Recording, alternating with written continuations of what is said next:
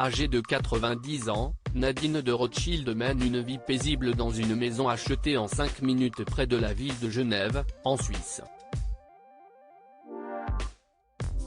Elle ne chôme pas pour autant puisqu'elle sort un nouveau livre autobiographique, aux éditions Gourcuff-Gradenigo, intitulé Très chère baronne de Rothschild. Véritable institution, experte en bonne manière, elle est pourtant née dans une famille modeste et rien ne laissait présager cette jolie retraite du côté de la Confédération helvétique. Fille d'ouvrière, née d'un père inconnu, elle avait fui son foyer et son beau-père très jeune, dès l'âge de 14 ans, pour travailler chez Peugeot. Sa rencontre avec Edmond de Rothschild a tout simplement bouleversé sa vie. C'est en 1960, lors d'un dîner, que ces deux-là se sont croisés pour la toute première fois.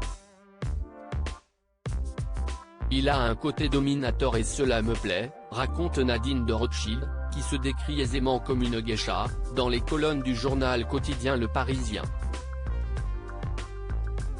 Pour autant, elle ne semble pas avoir été si soumise que ça avec son partenaire.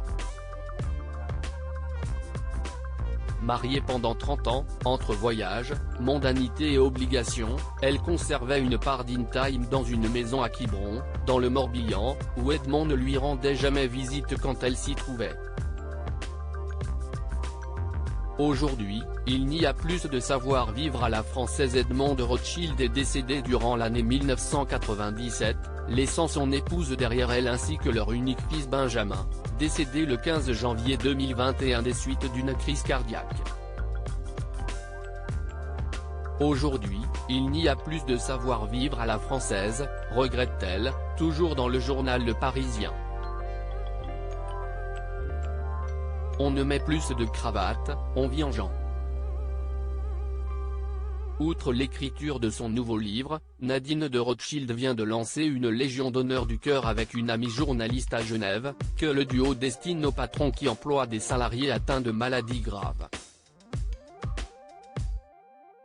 Les coudes loin de la table, mais le cœur sur la main, toujours.